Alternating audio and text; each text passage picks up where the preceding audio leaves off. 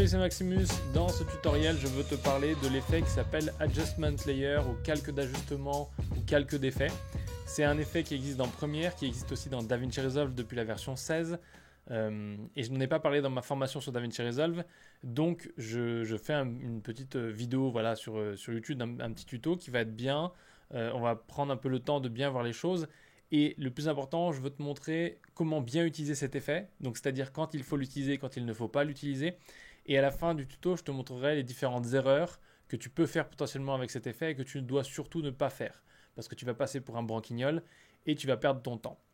Deux choses importantes avant de commencer. Tu entendras des petits grésillements au son parce que le jour où j'ai enregistré ce tuto, ce micro faisait des siennes.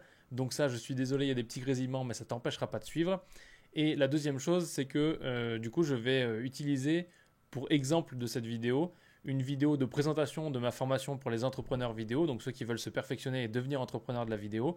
Je vais utiliser cette vidéo de présentation comme exemple puisqu'il y a un cas un peu particulier qui va nous faire un bon exemple pour démontrer cet effet. Et dans cette vidéo de présentation, j'ai ici un petit bout d'illustration, simplement de ma page de commande de la formation que je présente. C'est la formation Devenir entrepreneur vidéo, donc pour ceux qui veulent vivre de la vidéo en utilisant les bonnes méthodes et pas les méthodes des gourous qui leur apprennent des choses qui ne fonctionnent pas. Et du coup, ça, tout simplement, c'est une formation avec plusieurs modules. Et moi, je veux montrer à ce moment-là, puisque j'en parle dans la vidéo, je veux montrer que tu peux choisir les modules. Tu peux prendre un module ou tu peux prendre tous les modules de la formation, selon tes finances, selon comment tu vois les choses, selon ce que tu penses dont tu as besoin. Bref, tu as compris. Et donc, du coup, c'est vachement bien parce que je peux zoomer ici et montrer spécifiquement, après l'avoir filmé sur mon écran, tu vois, je peux montrer spécifiquement, tac, la sélection des modules. Donc si je fais play, tu vas voir, là je sélectionne un module et là on a un chargement. D'accord? Et après on voit que le module est sélectionné. Donc moi ce que je vais faire, c'est que je vais zoomer et je veux que de ici à ici, quand je déplace, donc je vais déplacer comme ça pour que ce soit le mieux calé possible, voilà, tac. Et je vais le déplacer comme ça pour qu'on voit que c'est un choix des modules. Et donc je veux l'animer parce que moi j'ai pas que 3 modules, j'en ai plein et je vais en sélectionner plusieurs, donc je veux que ça avance pour qu'on me voit sélectionner les 3 modules. Et donc c'est là que va entrer en jeu le choix de l'effet. Là on est sur des effets simples, on est juste en train de scroller, donc de faire un déplacement avec des points clés. Mais si on le fait directement sur notre rush, donc directement sur le clip que j'ai sélectionné comme je suis en train de le faire, on va avoir un problème. Et c'est là qu'on va pouvoir utiliser les calques d'ajustement ou l'adjustment layer, ou tu l'appelles comme tu veux. Tu vas voir à quoi ça sert et tu vas voir comment on l'utilise. Très rapidement, si ici je mets un déplacement, donc je vais mettre un point clé au début, je vais aller à la fin, tac, et je vais mettre un point clé aussi. Et là, le point clé à la fin, il va être tout en bas pour qu'on voit le module 6. Et donc, si maintenant je te fais play, tu ne vas pas avoir le son, mais tu vas voir. On a le déplacement, on coche le module 1. Là, ça charge, donc on va régler ce problème après. Ok. Là, tu vois, moi, j'ai pas le temps de voir le module 5 pour la simple et bonne raison qu'à chaque fois que je coche un module, j'ai un temps de chargement comme ça qui est totalement inintéressant. Et si tu regardes, ça prend quand même beaucoup de temps. Donc imaginons que je veuille maintenant supprimer ce temps de chargement. Donc là, on va supprimer ce temps de chargement. J'ai coché la case. Donc là, dès que je coche, on met un point in. Voilà, là, il finit de faire le chargement. Donc tac, ici, on va supprimer tout ça. D'accord? Donc je vais le supprimer en méthode bourrin en faisant une coupe à l'ancienne, même si ce n'est pas du tout la meilleure méthode. Hein. Ça, tu le sais si tu suis mes formations sur DaVinci Resolve, il y a des bien meilleures méthodes. Et donc maintenant, je rapproche les deux choses. Hein. Encore une fois, la méthode la plus lente qui existe. Mais peu importe, encore une fois, tu le sais, si tu suis les formations, on peut faire mieux. Ce qu'on va faire, c'est qu'on va regarder le play maintenant, parce qu'on a supprimé le truc qu'on ne voulait pas, donc on pourra rallonger après. On en a supprimé un, on va voir ce que ça donne. On fait play, donc là je coche module 1, hop, et on a une saute. On a une saute, pourquoi? Parce que pendant ce qu'on a retiré, il continuait à avancer. Tu vois que là, il a bougé. Et donc du coup, notre effet, il est réparti sur 2 plans. Et ça, c'est problématique. Parce que maintenant, imagine, si on veut aller couper quand on fait module 2 ici. Donc là, tac, la case est cochée.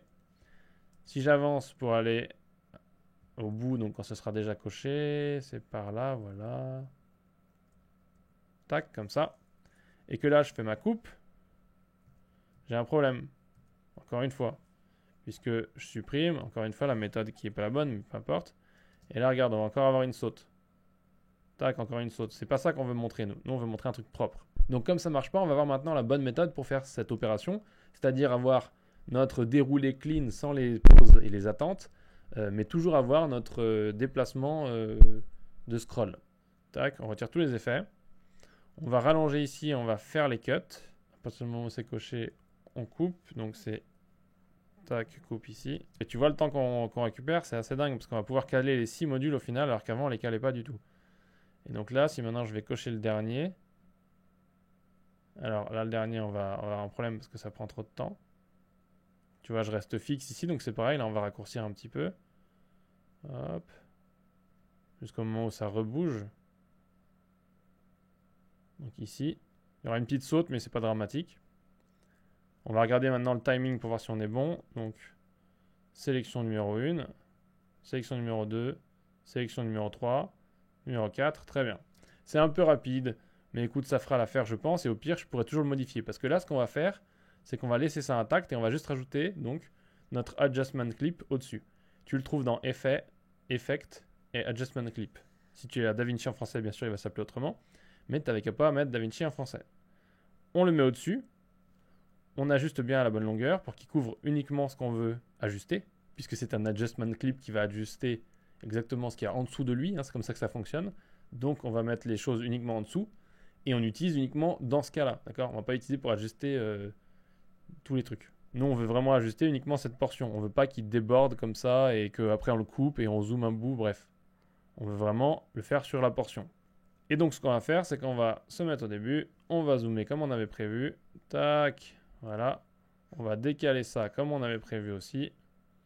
On va rezoomer parce que c'était 2600 notre zoom. Donc, est-ce que je l'ai là? Voilà, 2600. Ensuite, on se décale. Magnifique. Tac, c'est comme ça. Ensuite, on monte. Parce que là, on est au début. Hein, donc, nous, ce qu'on veut, c'est qu'il commence le plus haut possible. On va mettre notre point ici comme on a fait. On fait pareil à la fin. Hop, ici.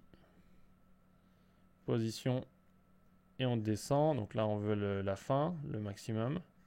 On va juste mettre un point de début, un point de fin pour l'instant, et on va essayer de finir juste au-dessus de ça, voilà.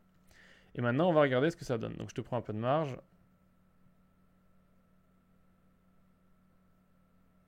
Bon, il rame, mais c'est pas grave. On va se mettre en lecture plus facile. Tac, ça va être moche, mais c'est temporaire. On regarde. Là il coche, très bien. Coche module 5, magnifique. Regarde le timing, magnifique. Et là, on n'a plus de coupure. Plus du tout de coupure. Et là, c'est la méthode. Donc ça, c'est la raison. C'est la raison pour laquelle ce truc-là a été inventé. Parce que ça te permet de conserver un élément, de pouvoir modifier un élément tout en gardant des paramètres que tu veux changer.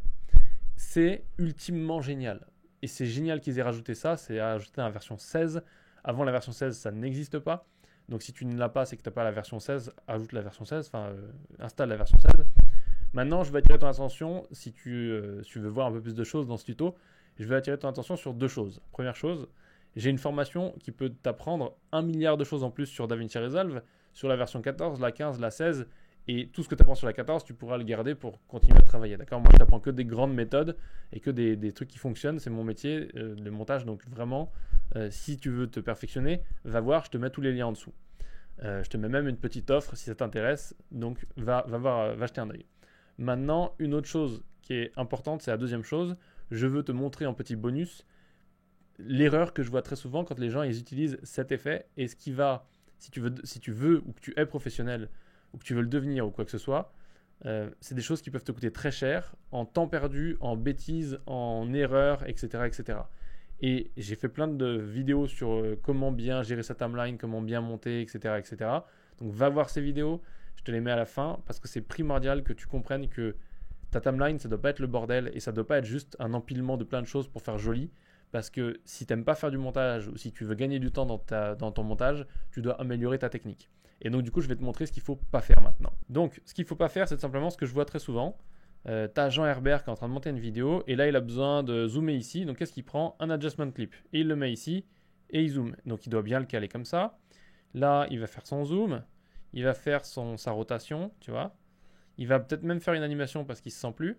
Et du coup, c'est génial. Ensuite, il vient ici et là, il met un autre adjustment clip. D'accord?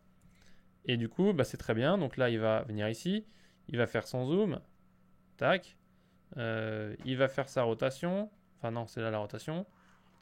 tac, très bien. Voilà.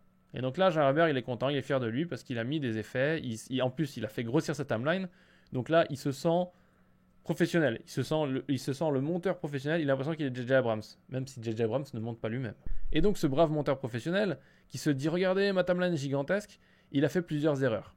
Et comme je suis un mec sympa, je veux te montrer ces erreurs pour pas que tu les fasses toi de ton côté. La première erreur, ça c'est une piste, ça c'est une piste, ça c'est une piste, ça c'est une piste. Il y en a 4. Tu dois organiser par piste. C'est-à-dire que là, si tu as un adjustment clip ici, ça veut dire que ça c'est la piste sur laquelle tu mets tous les adjustment clips. Donc tu fais comme ça pour commencer. Ça c'est la première chose. La seconde chose, c'est que si tu n'as pas besoin de faire ce que j'ai fait là, c'est-à-dire faire le même ajustement sur une séquence donc de plusieurs plans ou un remontage que tu as fait comme ce qu'on a fait là, alors à ce moment-là, ce qu'il faut que tu fasses, ce qui est primordial, c'est que tu effaces ta merde et que tu fasses ton effet directement sur ton plan. Comme ça, voilà. Ok ? Pareil ici. Et en plus ici, si on regarde, il y a une erreur. Regarde bien, attention, t'es prêt ? Voilà, tu couvres pas tout. Parce que t'as pas fait gaffe. Et regarde, là, si tu décolles ton magnétisme, ça couvre pas tout. Donc, c'est important parce que je te garantis que les erreurs comme ça, je les vois chaque jour dans les gens que je forme ou dans mes stagiaires. Et donc, on n'utilise pas les adjustment clips pour faire n'importe quoi avec. Je te répète donc, numéro 1, tu fais ton adjustment clip uniquement si tu en as besoin pour couvrir plusieurs plans, si tu dois faire le même changement, le même effet sur ces plans-là. Par exemple, une séquence, tu veux recadrer ta séquence et zoomer de 10% sur toute la séquence, tu mets ça sur la séquence et tu zoomes de 10%. Mais tu fais bien attention que ce soit bien du début de la séquence à l'image près, à la fin de la séquence à l'image près, et que ce soit bien nécessaire, d'accord ? Un autre exemple de situation dans laquelle tu pourrais utiliser ça, encore une fois, c'est un peu la même chose, mais tu as fait par exemple tout un projet, tu as déjà fait tous les recadrages dans le projet, etc. Et tu veux juste rajouter, je sais pas, 10% de zoom, ou alors corriger un peu la balance, ou j'en sais rien. Et bien du coup, comme tu veux pas toucher dans chaque plan le recadrage que tu as déjà fait, et ben tu peux le faire avec ça. Voilà pour cette vidéo, je t'ai dit tout ce que j'avais à te dire. Encore une fois, si tu veux te former un peu plus sur l'aspect technique DaVinci Resolve, montage, fusion, les effets, etc. J'ai non seulement des vidéos sur YouTube, mais aussi des formations que tu peux trouver là ou en dessous.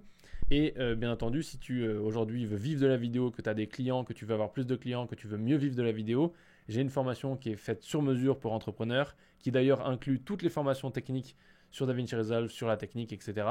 Et donc du coup, je te laisse aller voir, c'est pareil, c'est juste en dessous. Et tu peux trouver à l'adresse suivante, c'est maxu.fr/pgm. En attendant, je te remercie d'avoir regardé cette vidéo. Si tu as des questions, n'hésite pas à les poser en dessous. Et je te dis à plus tard dans une prochaine vidéo.